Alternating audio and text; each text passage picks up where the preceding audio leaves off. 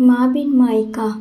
वही बरामदा है और वही बरामदे में बिछा हुआ तख्त भी वही है जो आज से कई साल पहले भी हुआ करता था। और उस पर बैठी देविका आज भी अपने मायके से ससुराल जाने को तैयार बैठी थी। पर आज यहाँ के दृश्य के साथ साथ रिश्ते, रिश्तेदार, भावनाएं और सोच सब बदल चुके थे। 2 साल पहले जब वो यहाँ से विदा हो रही थी तब माँ को बीमार हालत में छोड़कर जा रही थी। जाते जाते बार बार अपने भाई से गिड़गिड़ाते हुए कहा था कि माँ की तबीयत की खबर उसे देते रहे। सबने उसे सांत्वना भी दिया था। बाबूजी से भी यही कहकर गई थी। तबीयत की खबर देना तो दूर, माँ इस दुनिया को ही छोड़ गई और किसी ने उसे बताने की ज़रूरत नहीं समझी। वो जब भी मायके आती तो माँ उसे इसी बरामदे में या बाहर चौक में बैठी मिलती। चूँकि उसके आने का समय सुबह का ही होता था और अक्सर वो सर्दियों में ही आती थी, तो माँ कभी अलवा के पास बाबूजी के साथ बैठी हाथ सेकती मिलती तो कभी चाय पीती या कुछ और काम करती हुई। वो जैसे ही बड़े से गेट पर आकर खड़ी होती तो माँ बाबूजी उसे स्तंभ होकर ऐसे टकटकी लगाए देखते रहते जैसे उन्हें अपनी आंखों पर विश्वास ही नहीं हो रहा हो। उन्हें लगता कि अगर वो पलकें झपकाएंगे तो वो गायब हो जाएगी। जब उन्हें उसके आने का पूरी तरह विश्वास हो जाता तो माँ अपने घुटनों के दर्द को भुलाकर वहाँ से उठकर तेज़ी से चलकर आने की कोशिश करती। उन्हें ज़्यादा ना चलना पड़े इसलिए वो भी जल्दी जल्दी चलकर माँ के पास पहुँच जाती और उनके गले लग जाती। माँ की बाहों में सिमट कर वो फिर छोटी सी बच्ची बन जाती। मन करता कि अब वो कभी उनसे अलग ना हो। फिर माँ उसका बैग उठाने के लिए बढ़ती, पर मैं खुद रख दूंगी ना, तुम परेशान मत हो, कहकर वो बैग उठाकर लाकर बरामदे में इसी तख्त पर रख देती थी। माँ अलवा के पास उसके लिए बिड़वा सूखे पुआल से बना बैठने का आसन रख देती और किसी को भिजवाकर बहू को चाय नाश्ता लाने को कहलवा देती थी। वो जब तक यहाँ रहती माँ की दुनिया उसके और बच्चों के आसपास घूमती। वो कभी उसे अकेला नहीं छोड़ती। उसके बच्चों ने कुछ खाया या नहीं, उन्हें कोई परेशानी तो नहीं, उनको कुछ नया खाने का मन तो नहीं, बस हमेशा हर तरह से इसी कोशिश में रहती कि शहर से आई उनकी बेटी और बच्चों को कोई परेशानी ना हो। यहाँ घर में सभी हैंडपंप के ताज़े पानी से नहाते थे, पर देविका और बच्चों को पानी गर्म करके नहाने की आदत थी। इसलिए माँ ईंटों को जोड़कर चूल्हा बनाती थी और उस पर इनके नहाने के लिए खुद पानी गर्म करती थी। जब वो वापस जाने की बात माँ को बताती थी कि फला दिन को उसे जाना है, तो वो उसे उदास होकर पहले चुपचाप देखती, फिर कहती, क्या इतना जल्दी जाना ज़रूरी है? कुछ दिन और नहीं रुक सकती? रिजर्वेशन है माँ, बच्चों की पढ़ाई का भी नुकसान होगा, कहकर वह नज़रें झुका लेती। उस समय उनकी आंखों की बेबस नमी उसे सहन नहीं होती थी। उनकी आंखों में न जाने कैसी गहरी उदासी और शायद उसके लिए कुछ न कर पाने की छटपटाहट होती थी, जो कि देविका को भीतर तक हिला देती थी। एक बार माँ ने कहा भी था कि नाना के खेतों के बिकने के बाद उसे भी 1 लाख रुपया देंगी और बाबूजी भी यहाँ प्रॉपर्टी में भाइयों के बराबर हिस्सा तो नहीं दे पाएंगे, पर कुछ रुपये ज़रूर देंगे, उसका अधिकार नहीं मारेंगे। तब उसने माँ से यही कहा था कि उसे कुछ नहीं चाहिए, रिश्तों में प्यार बना रहे, बस यही उसके लिए ज़रूरी है। पर माँ ने कहा, जो जिसका है वो तो देना ही है, हम ज़्यादा तो नहीं कर सकते, पर थोड़ा बहुत जितना कर सकते हैं वो तो करेंगे ही। पर उसने महसूस किया था कि माँ अपने बेटों के सामने उसके अधिकार की बातें नहीं कर पाती थी, कारण वो भी जानती है कि गांव में आज भी बेटियों को मायके की ज़मीन जायदाद में हिस्सा नहीं दिया जाता।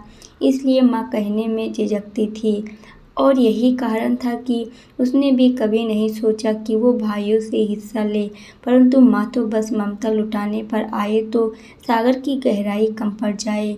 लेकिन ममता के अधीन उनकी बेबस आंखें देखकर कभी कभी तो उसे माँ पर भी गुस्सा आता। मन करता कि कह दे कि जब इतना चाहती हो मुझे तो बेटों के बराबर अधिकार देने में और उनके समक्ष बोलने में डरती क्यों हो। लेकिन अच्छा ही है कभी नहीं बोली। जिस दिन उसे वापस जाना होता तब बरामदे में रखी इसी तख्त पर बैठकर कपड़े बैग में रखती और माँ गुड़ मुरमुरे अचार घी और न जाने क्या क्या लाकर उसके लिए रखने लगती। तब उसे बार बार मना करना पड़ता था कि कैसे इतना सब कुछ ले जाएगी। उनका वश चलता तो वो गेहूँ चावल दाल भी बांध देती। उसी तख्त पर बैठी बहुओं से सामान मंगवा कर रखती जाती। कभी कभी हाथ जहाँ के तहाँ रुक जाते और उसे एकटक देखने लग जाती, जैसे उसकी छवि को आंखों में बसा लेना चाहती हो। फिर बाबूजी के दिए पैसे तो उसे देती ही और अपने पास जोड़ कर रखे 4-5 हजार रुपये उसे और देती। उस समय उन्हें देखकर ऐसा लगता जैसे वो अपनी बेटी को न जाने क्या क्या और कितना दे देना चाहती हैं, पर फिर भी उन्हें कम लग रहा है। उसके बच्चों को गांव के कपड़े पसंद नहीं आएंगे, इसलिए उनके कपड़े के पैसे अलग और आशीर्वाद के पैसे अलग से देती थी। गांव में रहते हुए भी वो अपनी बेटी दामाद और उनके बच्चों के लिए खुलकर खर्चा करती थी। उसे लगता है कि शायद यही कारण होगा कि भाइयों ने माँ की बीमारी की खबर उसे नहीं दी कि कहीं माँ ने उसे वो सब देने की बात कर दी जो वो देना चाहती हैं, तो ऐसी स्थिति में वो मना नहीं कर पाएंगे। इसीलिए उसको ना बताने में ही भलाई समझा। उसे किसी अन्य से उनकी बीमारी की खबर मिली और वो भागती चली आई थी। भाई से तो जब भी फ़ोन पर बात होती थी वो माँ ठीक है कहता और उनके आसपास ना होने का बहाना बनाकर बाद में बात करवाने का वादा करके फ़ोन रख देता और फिर दोबारा फ़ोन ही नहीं करता था। माँ इस दुनिया को छोड़कर गई, पर उसके भाइयों ने उसे बताने की आवश्यकता नहीं समझी। उनकी 13वीं से 2-3 दिन पहले उसे पटीदार के ही किसी अन्य सदस्य ने फ़ोन करके बताया, अन्यथा वो इस बात से अनजान ही रहती कि अब उसके सिर से ममता का साया हट चुका है। वो बहुत तड़पी थी, जितना माँ के जाने से रोई थी उतना ही अपने उपेक्षा के दर्द से बिलखी थी। ज़मीन जायदाद धन दौलत तो उसे कभी नहीं चाहिए थे, पर उसे तो उसके बेटी होने का अधिकार भी छीन लिया गया था और वो कुछ ना कर सकी। उसने फैसला कर लिया था कि अब वो वहाँ कभी नहीं जाएगी। आखिर अब उसका है भी वहाँ कौन। माँ थी वो चली गई। फिर क्रोध थोड़ा शांत हुआ तो उसने खुद को समझाया कि बाबूजी हैं, उसे जाना चाहिए उनके पास। आखिर वो भी तो अकेले हो गए होंगे, पता नहीं उनकी कैसी हालत होगी। उनसे पूछना भी तो है कि भाइयों ने नहीं बताया तो वो भी तो बता सकते थे। वो बाबूजी से मिलने अकेली आई और तब उन्हें अकेले इसी तख्त पर लेटे पाया। उसे देखते ही बाबूजी रो पड़े और उन्हें फूट फूट कर रोते देख देविका खुद को भी रोक नहीं पाई। वो भी रो पड़ी थी। बाद में उन्होंने उसे बताया कि उसके भाइयों ने उनसे झूठ बोला था कि उन्होंने उसे माँ के गोलक गमन की सूचना दे दी थी। उनको तो यही लगता था कि देविका सब कुछ जानने के बाद भी नहीं आई। उसने सभी को दोषी ठहराते हुए पहली बार कठोर शब्दों में फटकारा था। पहली बार घर की बड़ी बेटी होने का अधिकार से डांटा था। और तब किसी ने फ़ोन खराब होने और किसी ने फ़ोन नंबर ना मिलने की अशोसनीय बहाने बनाए थे। देविका को माँ के बगैर घर काटने को दौड़ता महसूस हो रहा था। हालांकि अब तो उसका एक भाई भी पुराने वाले घर से यही इस नए घर में रहने लगा था, ताकि रात को बाबूजी को अकेले न रहना पड़े। तब भी देविका के लिए एक एक दिन काटना मुश्किल हो रहा था। जैसे पहले माँ उसका ख्याल रखा करती थी, इस बार बाबूजी भी ने रखा और उन्होंने भी वही दोहराया जो माँ कहा करती थी कि उसे उसका अधिकार मिलना चाहिए। उन्होंने कहा कि वो माँ की अंतिम इच्छा ज़रूर पूरी करेंगे और उन्होंने मौसी के बेटे से इसकी बात भी कर ली है। देविका को महसूस हुआ कि उसके बाबूजी के स्वभाव में पहले से कितना अधिक परिवर्तन आ गया है। माँ के रहते वो कभी नहीं पूछते थे कि उसने खाना खाया या नहीं, उसे किसी चीज़ की आवश्यकता तो नहीं या शायद ज़रूरत ही नहीं पड़ी। उन्हें पता होता था कि माँ खुद से पहले उसका ध्यान रखती थी और अब माँ के अभाव में वो माँ के हिस्से की जिम्मेदारी भी स्वयं निभाने लगे। शायद उन्हें अपने बहू बेटों की लापरवाही का भी बोध था, इसीलिए वो ज़्यादा सजग हो गए थे। वापस जाने का समय आया तो फिर वही बरामदा और वही तख्त, पर वहाँ जल्दी जल्दी उसके लिए ज़्यादा से ज़्यादा चीज़ें देने को ललित माँ नहीं थी। बाबूजी उसे ही 2 कदम की दूरी पर कुर्सी पर बैठे थे। वो अपने कपड़े बैग में रख रही थी। पास ही दोनों भाभियाँ खड़ी थीं, पर आज उसे भेंट में देने के लिए उनके पास चंद रुपयों के अलावा कुछ न था। जब भाभियों ने उसे पैसे देना चाहा तो उसने मना कर दिया, पर बाबूजी की ओर देखकर उसे लगा कि उन्हें दुख होगा अगर वो खाली हाथ चली गई तो। इसीलिए जब भाभी ने दोबारा आग्रह किया तो उसने चुपचाप रुपये पकड़ लिए। फिर बाबूजी ने भी अपने जेब से रुपये निकाल कर उसे दिए तो उसे माँ की वही आदत याद आ गई, जब वो उनके दिए गए पैसों में अपने पास से भी मिलाती थी फिर देती थी। उसने भरी आंखों से बाबूजी के धुंधलाते चेहरे की ओर देखते हुए चुपचाप रुपये ले लिए और भाई के साथ गाड़ी की ओर बढ़ गई। बाबूजी भी बाहर तक उसे छोड़ने आए और अपना और बच्चों का ख्याल रखने की हिदायत के साथ उसे आते रहने को कहा और भाई ने गाड़ी आगे बढ़ा दी। ज्यों-ज्यों गाड़ी गांव की नुक्कड़ की ओर बढ़ती जाती, बाबूजी की आकृति और धुंधली होती जाती। माँ के अभाव में उसे आज घर का वो बड़ा सा गेट कितना सूना निर्जीव प्रतीत हो रहा था। माँ बिन मायका उसके मुंह से अनायास ही निकला और पलकों के बांध को तोड़कर आंसुओं की बूंद गालों पर लुढ़क आई। अपने घर पहुंचकर उसने अपने सही सलामत पहुंचने की खबर बाबूजी को फ़ोन करके दे दिया था। उसके बाद वो इंतज़ार करती रही कि शायद कभी भाई का फ़ोन आए या भाभी फ़ोन करके उसकी हालचाल पूछेगी, पर ऐसा अवसर कभी नहीं आया। उसने भी सोच लिया कि वो भी अब फ़ोन नहीं करेगी, पर दूसरे ही पल बाबूजी का मुरझाया चेहरा ध्यान आ गया और उसने सोचा कि आखिर इसमें उनकी क्या गलती हो सकती है। उन्हें तो शायद नंबर भी नहीं पता होगा, और ऐसा ख्याल आते ही उसने अपने बाबूजी के मोबाइल पर ही फ़ोन किया। फिर काफ़ी देर तक उनसे बातें की। उसका फ़ोन आने से बाबूजी भी बहुत खुश हुए, जैसे पहले माँ होती थी। अब तो वो फ़ोन पर वो उससे घर परिवार और फसल की बातें भी करने लगे थे, जबकि पहले वो उसके बारे में माँ से ही पूछा करते थे। उससे तो बस हाल चाल पूछकर फ़ोन रख देते थे। अब देविका का नियम बन गया था कि हफ्ते 10 दिन में एक बार बाबूजी को फ़ोन ज़रूर कर लेती थी और उनसे बात करके उसे तसल्ली मिल जाती थी। बीच में कई बार तो ऐसा भी हुआ, जब उनका नंबर नहीं लगा तो उसने अपने भाई के मोबाइल पर फिर फ़ोन करके बाबूजी से बात की, परंतु कभी भी उसके भाई या भाभीयों ने उसे अपनी तरफ से फ़ोन करने की औपचारिकता भी नहीं की। समय अपनी गति से आगे बढ़ता रहा और एक समय ऐसा भी आया जब उसने बाबूजी को फ़ोन किया पर उन्होंने फ़ोन नहीं उठाया। उसने सोचा शायद फ़ोन दूर रखा होगा, इसलिए पता नहीं चला होगा। वो बाद में फ़ोन कर लेगी, परंतु कुछ घंटों बाद फ़ोन करने पर भी उन्होंने नहीं उठाया। उसे उनकी कही बात ध्यान आई कि पहले भी कई बार उनको फ़ोन की घंटी धीमी होने के कारण सुनाई नहीं पड़ती थी। तब उसने ही चाचा के लड़के को फ़ोन किया था कि बाबूजी के मोबाइल में वॉल्यूम बढ़ाने को कहा था। उसके बाद तो कभी ऐसा नहीं हुआ था कि फ़ोन ना उठाया हो। शायद इस बार भी ऐसा ही कुछ हुआ होगा। उसने अपने भाई को फ़ोन किया कि वो उनसे उसकी बात करवा दे, तो भाई ने कहा कि वो कहीं दूर किसी और गाँव में आया हुआ है, घर पहुंचकर बात करवा देगा। फिर वो इंतज़ार करती रही, पर उसके भाई का फ़ोन नहीं आया।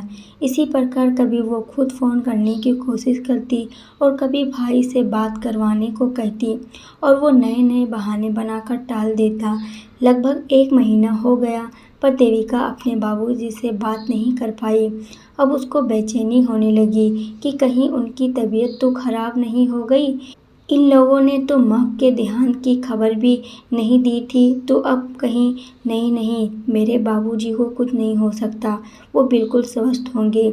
वो अपने मन को बहला लेती। उसने सोचा इस बार इतने दिन से बात नहीं हुई तो हो सकता है कि वो खुद फ़ोन कर ले। पहले भी एक बार कई दिनों तक बात नहीं हो पाई थी। फिर जब भाई के मोबाइल पर फ़ोन करके बात की थी तो उन्होंने बताया था कि शायद उनके मोबाइल का बैलेंस ख़त्म हो गया है। वो बाज़ार नहीं जा सके इसलिए रिचार्ज नहीं करवा पाए अब तक। तो देविका ने तुरंत ऑनलाइन उनका रिचार्ज करवा दिया था और उनको उन्हीं के मोबाइल पर फ़ोन करके बताया कि अब उन्हें रिचार्ज के लिए कहीं दूर जाने की ज़रूरत नहीं। बाबूजी बड़े खुश हुए थे। हो सकता है कि इस बार भी कुछ ऐसा ही हो, पर फिर भी बहुत समय हो गया। इसी उधेड़-बुन में 2-4 दिन और निकल गए और अब देविका ने गाँव जाने का फैसला कर लिया। उसने ट्रेन के रिजर्वेशन करवाने के लिए अपने पति से कहा कि जितना जल्दी का टिकट मिल सके वो बुक करवा दे, पर शायद किस्मत को कुछ और ही मंजूर था। दोपहर के 3-4 बज रहे थे कि देविका का मोबाइल बज उठा। उसे लगा बाबूजी का फ़ोन होगा। उसने तुरंत उठा लिया, पर अनजान नंबर देखकर फ़ोन काटने ही जा रही थी कि शायद कोई काम का फ़ोन हो। यही सोचकर उसने फ़ोन उठाया और उसके हेलो बोलते ही दूसरी ओर से उसके चचेरे भाई की आवाज़ आई और उसने बताया कि बाबूजी उसे छोड़कर हमेशा के लिए जा चुके हैं। वो निर्जीव होकर बैठी रह गई। उसे समझ नहीं आया कि क्या करे या क्या कहे। उसे अपने कानों पर विश्वास नहीं हो रहा था। अभी माँ को गए 1 साल भी नहीं हुआ और अब बाबूजी भी उसे छोड़कर चले गए। पर कैसे? क्या वो बीमार थे इसीलिए फ़ोन नहीं उठा रहे और किसी ने उसे खबर नहीं की जैसे माँ के समय नहीं किया था? उसके दिमाग में आंधी सी चल रही थी। जीभ मानो तलू से चिपक गई। वो बहुत कुछ बोलना चाहती थी पर ओठ हिलाकर शांत हो गई। दूसरी ओर से आवाज़ आ रही थी कि दीदी तुम आ रही हो ना, तुम्हारा इंतज़ार करें? हाँ, बस इतना ही बोल सकी वो और फ़ोन बिना काटे रख दिया और उसी समय बस से ही गाँव के लिए निकल पड़ी। रात भर का सफ़र उसे सदियों से लग रहा था। बस अपने निर्धारित समय से 2-2.5 घंटे देर से पहुंची। इसी बीच उसके भाई और चचेरे भाई के कई बार फ़ोन आ चुके थे। अधिक देर होते देख भाई ने उसे बस स्टॉप से लाने के लिए मोटरसाइकिल से चचेरे भाई को भेज दिया ताकि जल्दी आ सके। मोटरसाइकिल से उतरकर वो दौड़ती भागती घर में घुसी। बाबूजी की अंतिम विदाई की तैयारी हो चुकी थी। सबकी आंखें उसके इंतजार में मुख्य द्वार पर टिकी थी, पर उनमें न माँ की आंखें थी और न ही बाबूजी की। उस भीड़ में भी आज वो अकेली थी। बाबूजी के चेहरे से कपड़ा हटाकर उसे अंतिम दर्शन कराने के लिए कहा गया। मझली भाभी ने कुछ पैसे लाकर उसके हाथ में दिए कि वो अर्थी पर चढ़ा दे। तभी उसकी बड़ी भाभी उसके गले लगकर रोने लगी और उधर सभी लोग बाबूजी की अर्थी उठाकर मुख्य द्वार से बाहर निकल गए। वो तो बाबूजी को अभी ठीक से देख भी नहीं पाई थी। उन्हें जी भर कर देखना चाहती थी। भाभी को कंधे से पकड़कर अपने आप से अलग किया और रोते हुए बाहर की ओर भागी। गांव व परिवार की अन्य महिलाएं भी थीं जो अर्थी के पीछे पीछे चल रही थी।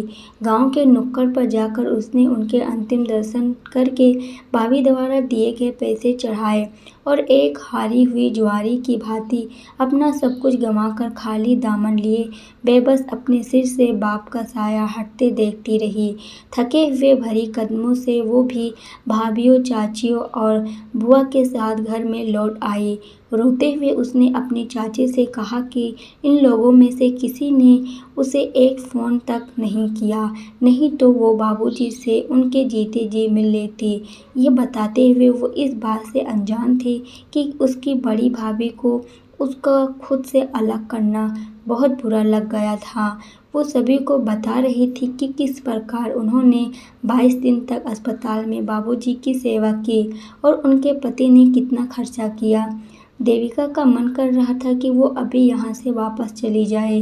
अब उसका यहाँ कुछ भी नहीं है, पर वो ऐसा नहीं कर सकती थी, इसीलिए उसे रुकना पड़ा। वही घर था, वही बरामदा था, वही आंगन और घर में रिश्तेदार की भीड़, पर देविका बेहद अकेली थी। उसके लिए ये घर तो अब उस मंदिर के समान था जिसमें उसके भगवान की मूर्तियाँ ही न हो। इस खाली चारदीवारी में सिवाय घुटन के कुछ भी नहीं था। उसकी भाभीयों को उससे बोलने की पता नहीं फुर्सत नहीं थी या बड़ी भाभी को खुश करने का प्रयास था। बुआ और मौसी ही थी जो उसके पास बैठी उससे बातें करती थी।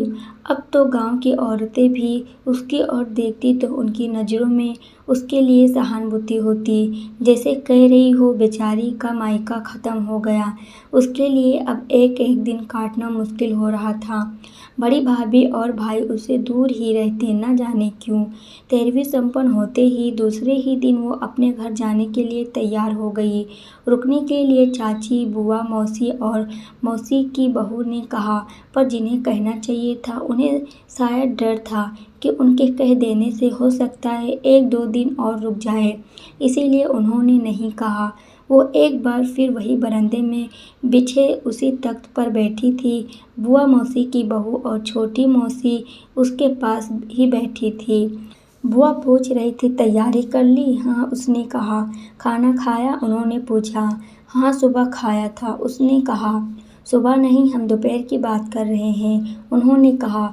मुझे भूख नहीं है, उसने कहा, जबकि सच ये था कि उसे भूख लग रही थी, पर खाने के लिए किसी ने पूछा नहीं था और वो खुद खाना लेकर एक बार के लिए दोषी नहीं बनना चाहती थी। अरे भूख कैसे नहीं, शाम हो रही है, मैं लाती हूँ खाना, कहते हुए मौसी की बहू उठकर उस कमरे में गई जहाँ खाना और मिठाई रखी हुई थी। मिठाई दिया तुम्हें खाने को और ले जाने के लिए रखा? बुआ ने पूछा। नहीं, मैं कुछ नहीं ले जाऊंगी।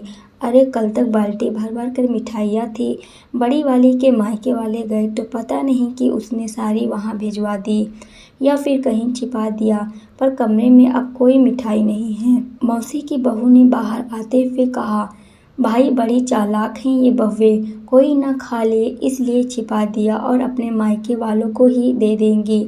इकलौती ननद के लिए भी अब कुछ नहीं है इनके पास। बुआ गुस्से को भीतर ही भीतर पीते हुए बोली, आप नाहक में परेशान हो रही हैं, मैं तो वैसे भी कुछ नहीं लेकर जाने वाली हूँ।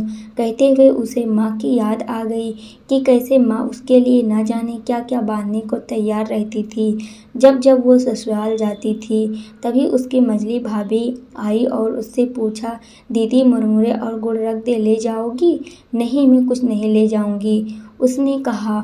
गुड़ क्यों, मिठाई नहीं बची है क्या? बुआ बोली। हाँ थोड़ी है, आप कहें तो रख दूँ दीदी, भाभी उसकी ओर देखते हुए बोली।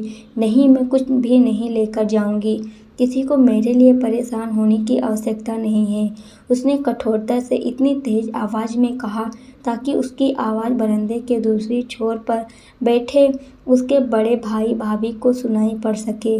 उसने अपनी बेटी से पर्स मंगवाया और उसमें से पैसे निकाल कर अपनी भाभी को दिया, ये कहते हुए कि बाबूजी की अंतिम यात्रा में मेरे द्वारा जो पैसे चढ़ाए गए वो मेरे ही होने चाहिए, इसीलिए ये पैसे तुम्हें रखने ही पड़ेंगे। इस प्रकार उसने ये जता दिया कि अब वे लोग उसे बोझ न समझे, वो उनका एक भी पैसा अपने लिए नहीं लेगी। शाम को वो जाने लगी तो मझली भाभी ने सभी के समक्ष औपचारिकता पूरी करते हुए कहा कि आती रहना दीदी, माँ बाबूजी नहीं हैं तो क्या हम तो हैं। पर उसने कुछ नहीं कहा, पर उसके दिल से ज़रूर आवाज़ आई कि तुम एक बार फ़ोन करोगी तो मैं भागी चली आऊँगी। उसे पता था कि अब कोई उसे फ़ोन नहीं करेगा। उसके पास फ़ोन आने तो तभी बंद हो गए थे जब माँ बीमार पड़ी। आज उसकी आंखें फिर भर आई, चाहकर भी वो अपने आंसू रोक न सकी, पर वहाँ कोई न था जिसके कंधे पर वो सिर रखकर रो पाती। उसने तुरंत हाथ में पकड़े रुमाल से अपना चेहरा साफ किया और बाहर आ गई। घर की चौखट से बाहर पैर रखते ही उसे लगा कि अब उसका मायका ख़त्म हो गया। उसका बचपन, उसकी जवानी, सब कुछ उसे चारदीवारी में छूट गया। बस अगर कुछ रह गया है तो वो हैं यादें। अंतिम बार वो जी भर कर अपने जीवन के उस हिस्से को देख लेना चाहती थी जो कल से उसके लिए अनजान हो जाने वाले थे। देविका भाई की गाड़ी में बैठ गई और गाड़ी चल पड़ी।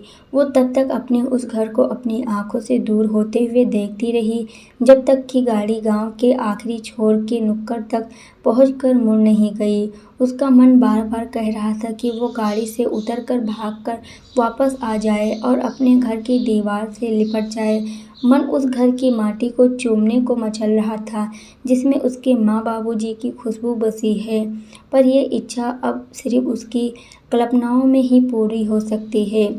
भाई उसे बस स्टॉप पर छोड़कर वापस जाने लगा। तभी हर बार की भांति इस बार भी वो बोलने वाली थी कि माँ बाबूजी का ख्याल रखना, पर मुँह से माँ निकलते ही उसे याद आ गया कि अब घर पर उसके लिए फ़िक्रमंद होने वाली माँ नहीं और ना ही बाबूजी। याद आते ही वो चुप हो गई। भाई भी शायद समझ गया, इसीलिए बिना कुछ बोले चला गया। देविका बस से वापस अपने ससुराल आ गई और दूसरे ही दिन वो एक फ़ाइल लेकर अपने वकील से मिलने पहुंच गई। काफ़ी देर तक उसे बात करने के उपरांत घर वापस आ गई। लगभग एक हफ्ते के बाद फ़ोन करके उसने अपने वकील को घर बुलाया। वकील को घर आया देखकर राकेश को आश्चर्य हुआ। वो पूछ बैठा, देविका, वकील को क्यों बुलाया है? राकेश, बताती हूँ, पर वादा करो मेरे काम में बाधा नहीं डालोगे। वो बोली, तुम्हें ऐसा क्यों लगता है कि मैं तुम्हारे काम में बाधा डालूंगा? राकेश बोला, राकेश, भगवान ने हमें एक बेटा और एक बेटी देकर हमारा परिवार पूरा कर दिया है। दोनों हमारे लिए बराबर है ना? वो बोली, हाँ, पर मैं समझा नहीं, तुम ऐसा क्यों कह रही हो? वो इसलिए क्योंकि हम नहीं जानते कि हमारे बाद भी हमारी बेटी का मायका सुरक्षित रहेगा ही, इसकी कोई गारंटी तो नहीं ना। इसीलिए मैं इस घर का आधा हिस्सा हमारी बेटी के नाम करके उसका मायका सुरक्षित कर दिया। अब प्रॉपर्टी के कारण ही सही, पर रिश्ते और दोनों जीवित रहेंगे। राकेश निःशब्द होकर देविका का चेहरा देखता रहा। इस समय उसके चेहरे को देखकर ये अनुमान लगाना मुश्किल था कि उसके मन में क्या चल रहा है। वो भाव शून्य सी फाइल के पन्ने पलट पलट कर देख रही थी। दोस्तों, उम्मीद करती हूँ आपको ये वीडियो पसंद आई होगी। इस वीडियो के बारे में आपके क्या विचार है? आप लोगों के कमेंट का इंतज़ार रहेगा। प्लीज़ वीडियो को लाइक, शेयर और अगर आप अभी तक हमारे चैनल को नहीं सब्सक्राइब किए हो तो प्लीज़ जल्दी से सब्सक्राइब कर दो। पूरी वीडियो देखने के लिए आपका बहुत बहुत धन्यवाद।